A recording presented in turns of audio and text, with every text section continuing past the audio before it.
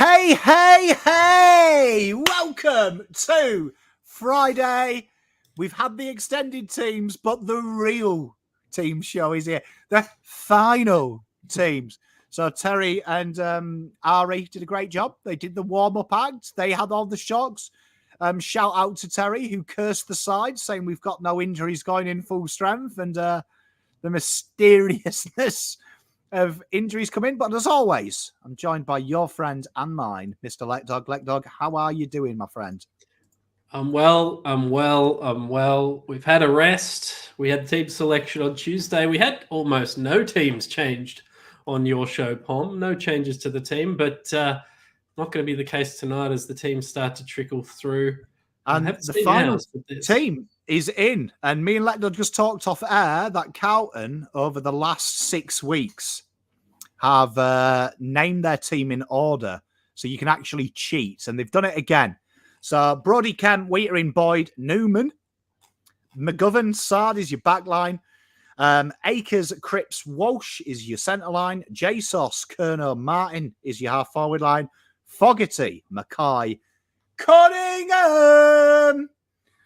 TDK does pass a fitness test. He lines up Adam Cherrer, Sam Doherty, Alex Ricotta, Chincotta, Matt Kennedy, Ed Kerno, Matty Owes, meaning that Honey, Binns, Hewitt, Young will be the extended bench. One of them will be the sub. But let's be honest, we know it's Hewitt. So let's just end that conversation. Yep. We don't even need to speculate. We know it's going to be Hewitt. The only reason it might not be is a bit of late out action from Tom de Koning. And he'll be a watch going into the game. I'm looking through Hawthorn's team just because we should. In comes Chad Wingard, Fergus Green, Josh Ward. Out goes Jacob Kajitsky, Lockie Bramble, Cam McKenzie, Tyler Brockman.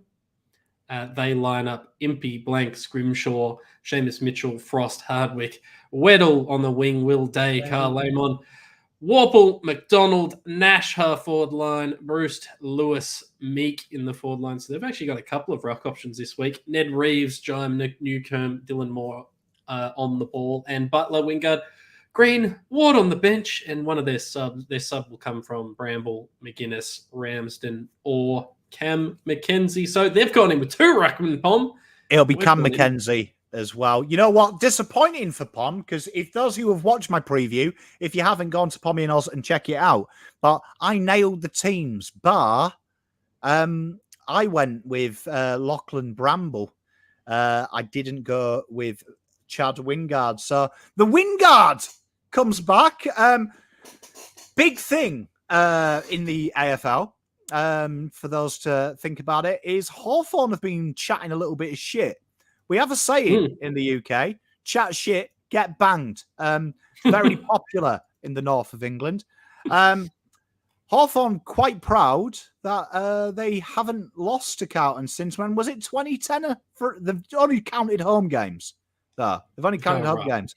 But this is a big chance, isn't it? Obviously, chat, do we think, I've got two questions. Is TDK fit? Number one.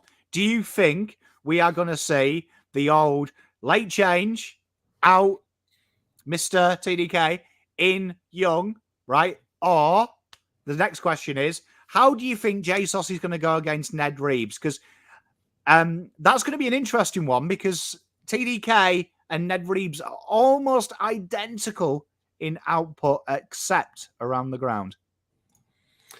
Well, I'll answer your first question first, Pom. Yes, I think we'll see a Lewis Young laid in, George Hewitt to remain sub. That's my guess right now. Who knows? TDK might be okay, but he'll come in strapped up and probably go off after a quarter. And the second question, I don't know.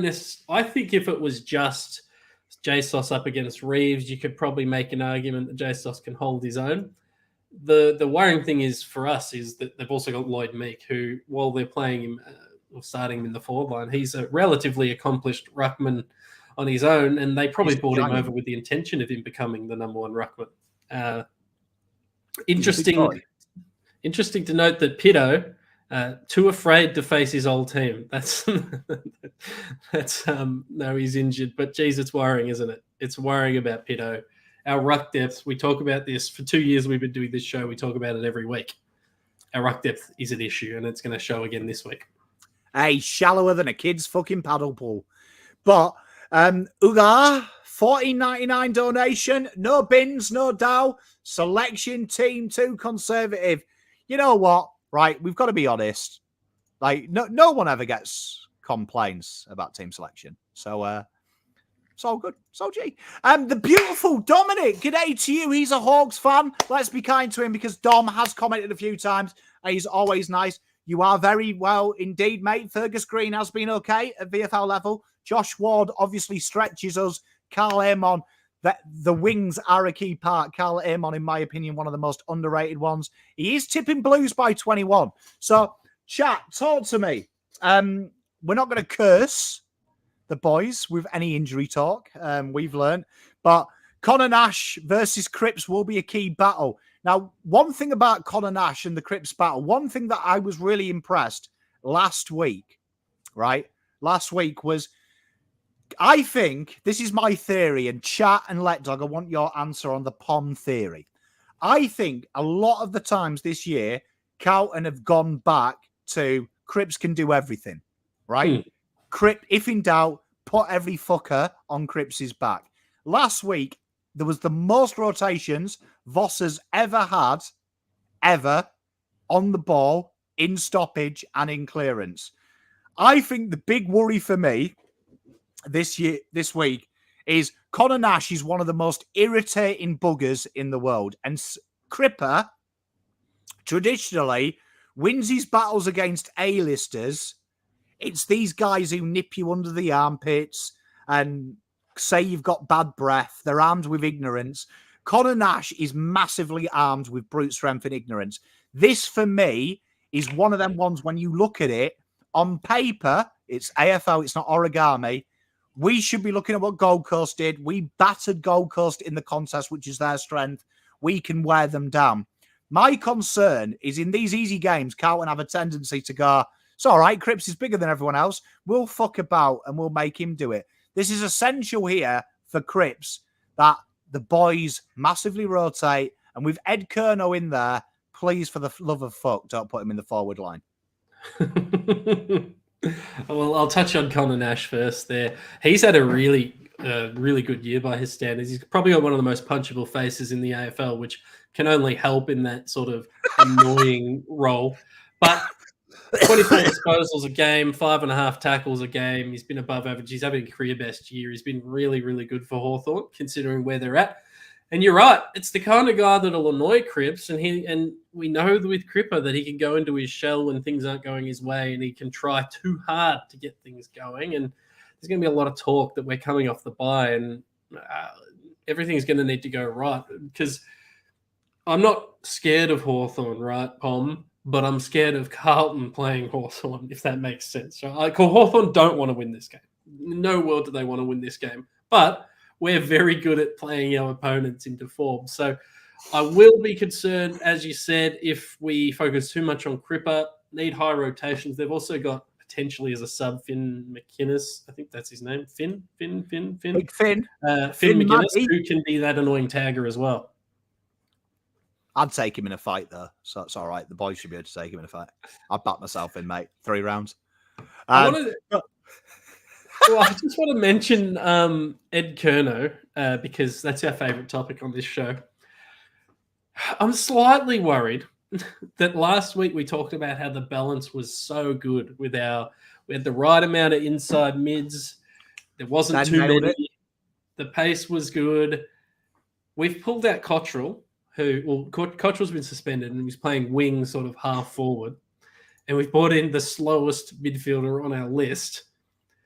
And there's been no adjustment other than like Sam Walsh might play on a wing. I'm a little concerned, Paul. When you say you're a little... Like honestly, I don't mean to come across like I've given up. But it probably will sound like it, but how the fuck is anyone surprised? Like, honestly, I'm not surprised. Honestly, like you want your bumps feeling. Like, honestly, like go and hug someone if you are genuinely shocked that a winger was dropped for Ed Kerner, right? I understand Jackson Binns is the logical decision. I would say, them surveys, right? Like, I can't believe it's not butter. 99 people out of 100 can't believe it. And you're like, bollocks, right? 99 people out of 100 are not shocked Ed Kerno came in for a winger, right? And this leads me to my concern because I am actually genuinely worried. Now, there is a great argument. You can be, in my opinion, defeatist and go, I want to give Binns time. Do you know what I mean? Even though in the draft, he was the most underrated player on just about everyone's draft board. Most consistent player, right? A winger, it's genuinely a spot you can protect him, right? So let that sink in. It's logical. This is the game that you bring him in, right? If you bring him in, it's logical. It's the easiest gig, right? Probably for him, right? Against Hawthorn off the bye. This is my concern. I have a theory that Carlton played last week. It was the first time that they played a team that they are very one-woody. It's stoppage and clearance. And I have noticed in our defeating games, Carlton have set up to negate what the opposition do at the expense of what they can do well. My fear here is when you watch this side play football, Hawthorn, and I watch them a lot, they like to get the ball going quickly. Through kicks and marks, they get it moving quickly. I see Ed Kerno there, and my pom alarm, my pomdar goes off. And it says, shit, they're going to try and flood the corridor. They're going to try and make it slow it. They're going to slow it down because that's what Hawthorn's one-wood is. And that's what shits me scared. Because Hawthorn, as much as I've been big on them, young side, you saw it last week. You stop the ball into Mitch Lewis. You beat them up around the centre. The legs go.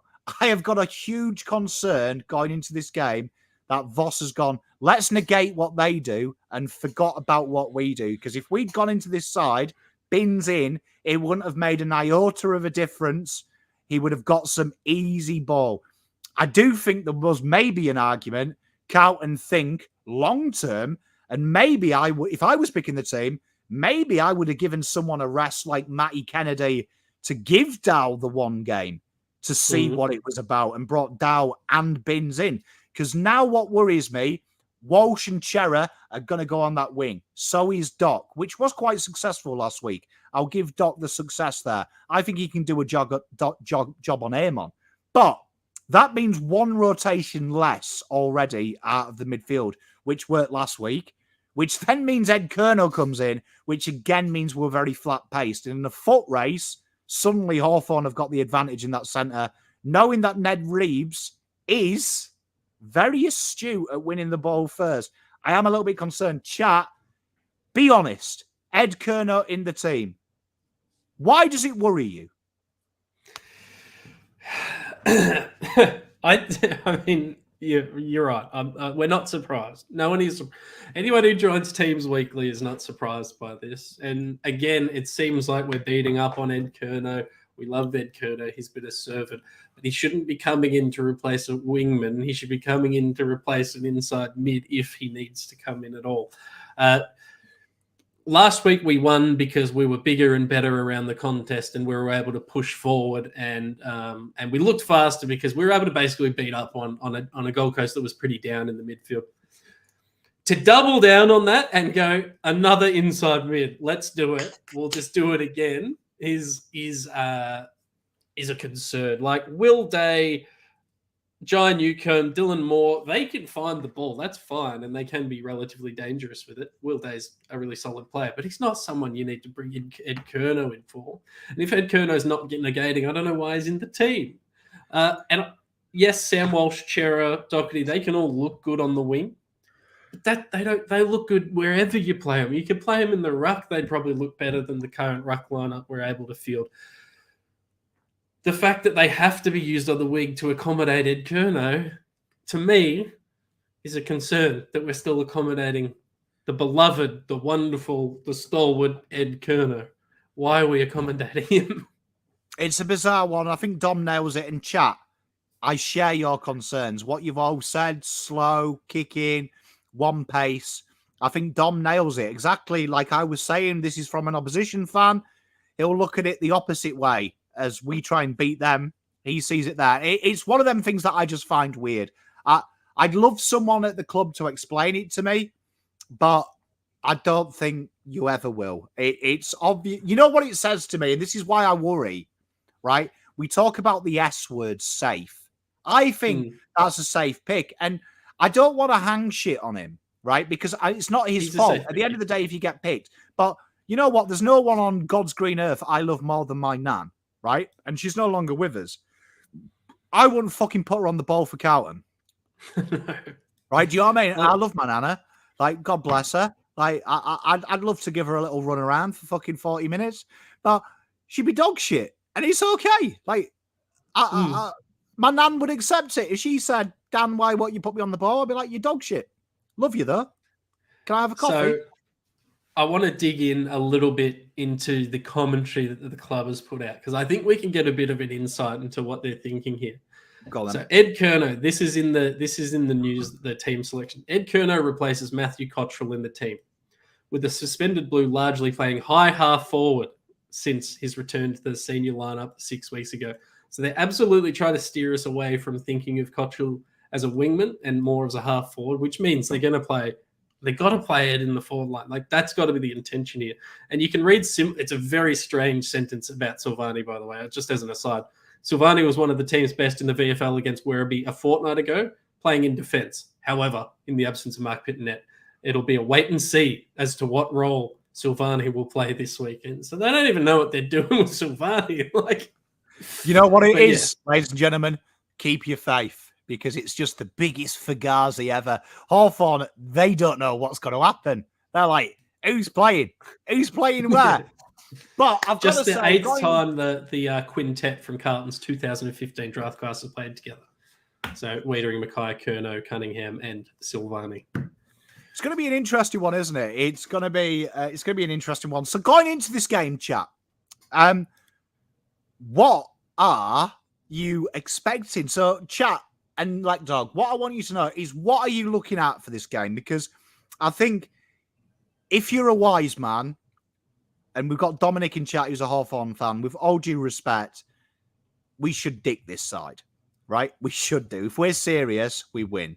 The big thing that scares me is when you look at how they've played, there is not much separating us and Hawthorn, ladder position and output-wise, which does worry me. So tell me in chat, what are you looking for in this game? Because obviously there's some tough games coming up. So I want you to explain to me, in an ideal world, what is your pass score for these boys? What are you expecting come the end of the game? That's a good question, Pom. I'm excited to see what chat says. I think we're a very similar sort of build in team structure to Hawthorn. They've probably got one too many inside mids that they have to accommodate. They probably don't have the star power we do. We should win it there. I don't. How would I say this? I don't think they could beat us, but I think we could beat us. But what I expect, what would be par for me, would be a 10-goal win. And I know that's a big statement given the fact that statistically we're very similar to them, and ladder-wise we're very similar to them. But we saw what we can do when we play with freedom 2 weeks ago. They don't want to win. Like, really, Hawthorn don't want to win. So that should be a real indicator that we should win. So I'm calling it 10 goals. I think a guy like Brody Kemp is going to have a really good game. I think he shouldn't have too much trouble playing that sort of intercepty role, be a bit of an outlet. I'm excited to see him play again. I want to see Adam Saab pushing up. And Sam Walsh, if they play him on the wing like I think they will, while that's not my preferred place for him, he's going to be able to influence the game from there, and he should be able to find guys like Martin and Cunningham who will in turn help us find Curnow, Mackay. So 10 goals for me, but we could certainly make it hard for ourselves. Yeah, well, I mean, there's some great calls in the chat. I love Lemon Pop animations, mate. I love the name. I love the logo, but I also like Hawks will walk off embarrassed. I like that. Anthony, my boy, he's expecting Sam Mitchell to have a migraine. Get tablets for that, mate. Migranol. They work a world of wonders, mate. Take the corridor on, says Peter V. I agree, mate. Want to see a bit of that play on. Shane, this is going to lead to my point. I like that. I'm looking forward to them taking the game on. Love that. Come on, Grant. Don't get upset. Grant, it's all right. We're all in this together, mate. We're all in the trenches, taking on a fuck ton of fire. And isn't it living? I agree with this, Ben. There's some great ones. 5-point win. Charlie kicks 10. This is my big thing, right? You know what I want, right? And this isn't, I want to see what I saw last week, right? And the big thing that scares me is that first quarter. That first quarter against Gold Coast was everything that I hate about our football club this year. It was tentative. It was lethargic. It was real reactionary as well because Gold Coast kicked them 2 goals against the run of play. And you could almost feel the energy of the boys sapped out of them. Now, I don't know what was said at quarter time. Whatever was said, the boys knuckled down. They put the big boy pants on and they went to work. I do not want to see in one quarter this week any of that bollocks. I don't want them going in and going, oh, you know what? Oh, God, Conor Nash looked at me funny. Do you know what I mean? Oh, Conor Nash said something about my ma. I want them to think, this is what we're doing. This is who we are. Fuck everyone else. We are a one-dimensional, big beast of a side in the centre. We're going to beat them up on the inside, and then we'll have a little bit of fun on the outside and hopefully get Charlie Kerner will have a token 30 touches playing at half-back by the fourth quarter. That is what I am looking to see.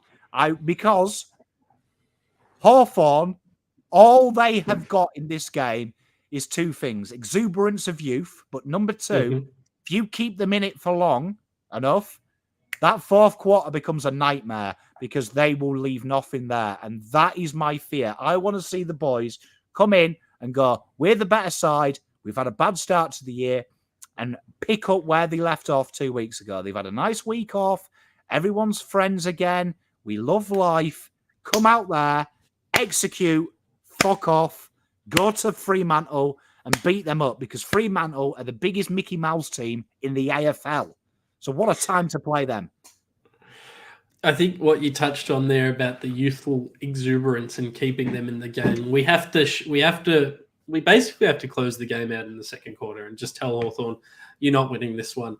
What I'm slightly concerned about, which you touched on in terms of setting up defensively or setting up not to lose, is that, and I'm working off the assumption that Tom De Koning doesn't get up. If Tom De Koning gets up, we've probably got a really serviceable chance in the ruck. But if we let them dictate things in the ruck and they start to get on top and we start to overreact and be defensive like we did for 6 weeks prior to last week and like we did in the first quarter last week, I think that's a real issue for us. So we need to really stamp the authority. Even if we don't have Tom De Koning at the opening bounce, it needs to we need to win that first clearance. We need to do it with authority.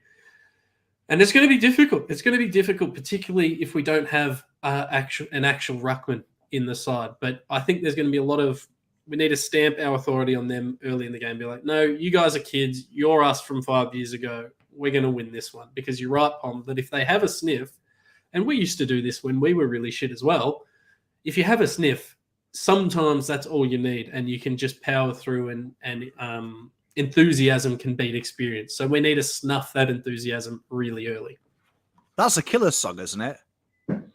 What? When you were shit. Oh, no, it's When You Were Young. When you were shit. I always get them two confused, young and shit. That's a subtle joke there for anyone out there. Chat, we come to that time, the serious time. This is an exciting time because you all should be up and about, right? We're undefeated for 2 weeks, chat. So I want your score prediction, right? Number 1. Number 2, I want your leading meters gained player. Number 3, the guy with the most forward 50 tackles. Ooh. And number 4, Your best on ground. Go. I don't remember half the things you said, but best on ground. I'm going to give it to a Carlton player. I'm assuming we care only about the Carlton players. Best on ground. I'm thinking Sam Walsh. I know he's probably not playing in his preferred position, but I think we're going to see him. His smart decision making. I think his fitness is back in him. I think that's going to help with his kicking a bit. But I think he's going to set up a lot of goals for us. He might not get the kudos, but I think he'll be our best on. I'll ask you in stages because people are asking me to go slower. So, okay, best on ground chat first. I will give you my best on ground. Best on ground by a country mile. Backing him in, Brodie Kemp. Oh, love that. Next one, most meters gained. Most meters gained. That's my voice is breaking there. That's a good question. I'm going to give it to. I think I'm going to go Nick Newman. I think Nick Newman's going to be our most meters gained. I think he's going to take some kick-ins. I think he's going to push the ball out of defense for us. So I'm going to say Nick Newman. With a staggering 728 meters gained, Adam Saad. I would love to see it, Pommy. I'd love to see it. Okay, next one that I said, tackles inside 50. Who will lay the most tackles inside 50? Good call here, Fogg. Love it. That turns me on. That's a toss-up. It's Fogg or Owies. And I for me, I think I might back in Fogg. I think I'll back him in. He had a solid game last week, 2 weeks ago, and was rewarded with a goal from Charlie. I'm going to back him in. He loves a cuddle. You know what? Displaying a new level of panache. We know that he's the Nigella Lawson of football. The man that is the icing on the Charlie Curnow cake. David Cunningham with 5 inside 50 tackles. That would get me going, Pom. It would get me going. Okay, and finally, your margin. My margin, what did we win by last week? 59 points. We played pretty well last week. Should have had the 10 extra. 10 left out there. I might go, you know what? I might go 69 for you, Pom. 69, max number. Oh, yeah. Nice. The child in Pom is validated. We got 39, 35. It'll be a draw. Better fucking not be. Mate. 25 Blues. You know what I'm really disappointed about, Blue Baggers, before I give you my margin, right? Is every year having the privilege of doing this role for you guys and girls is I get really to know you all, but I also get to know like stereotypes of Carlton fans. And one of the big stereotypes of Carlton fans is the theory of we lost to them, but we beat them, which means we win this. Now, I hear that a lot, especially last year. I heard it like, oh, well, we beat Fremantle and Fremantle have just beaten them. So that means we'll win by 12. If you put that theory in, we beat them by 59, right? Gold Coast beat Hawthorn by, what was it, 70, 82 or something? 88? Something like that, yeah. You should be thinking 147 here. Do you know what I mean? Like, I am really disappointed not one of you has... I haven't seen it, right? And I'll admit I've been a bit vacant on socials. I've got a lot going on, but I've gutted no one sent me it. But my prediction is, in the most complete performance of control we've seen from Carlton, Carlton win by 76. Can't wait for that to bite me in the ass. Yeah. Can't wait to be down by 76 at 3/4 time. Claw back to 10-point margin. No, I'm very confident. I'm very confident in my 69-point tip. Tell you what, put some money on it. John, that theory, it does do my head in. But I'm with you, John. But I'm gutted we don't have it. Like I literally thought I can't remember a time I have ever seen Carlton play a team that has just played the team we've played.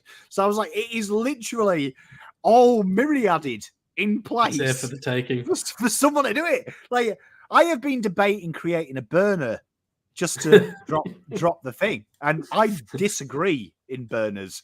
So I have been genuinely thinking, I need to create a burner to get this out there so I've got something to talk about. But chat, I will be live. I believe the game's 1:15, is it not? 110. 110 or 115, something 110. Like that, Sunday. So I will be live 1 p.m. Sunday to cheer them home. We've got some new songs. We've got some things coming. Hopefully they're ready for the watch along. I've got some real novelty niche things coming up for it. Me and Let Dog will be back next Friday because we are again Sunday, aren't we? Sure. We'll be on Tuesday as well on Pom in Oz. We'll be doing teams, the selection panel. What's the name of that show? The selection panel. Selection panel on Tuesday. Yeah. And also, make sure if you do want to feel better, Terry did a video where he managed to somehow predict Carlton make the 8. And I want you, if you don't watch the whole video, do your Uncle Pom a favour, right? Go on YouTube, subscribe to Pommy and Oz, because I am going to beat Swoop Luke. He's just hit 5K. I need to catch him. But secondly, after you've done that, head on to Swoop Luke's. Head over to Blue Abroad's YouTube channel and just watch the last 5 minutes of Terry's video when he pretends to act shocked he got Carlton into the 8. It is literally the best thing I've ever seen on YouTube. He actually looks shocked. Like he's like, oh. I can't believe tipping us to beat Melbourne, Gold Coast, Giants, St Kilda, Collingwood, West Coast, Port got us into the finals. Oh. I can't believe having us beat West Coast Eagles by 827 has given us the exact percentage needed. Honestly, it reminds me of my kids, when they do shit like pull the chair out of each other and one of them cracks their head on the table and they look shocked that happened. Absolute brilliant. Absolute brilliant. I will tweet when I am live on the watch along. Make sure you go and watch the cricket tonight as well, because the Poms should knock off your total without losing another wicket. I will see you on Sunday. Much love. Pom and Lek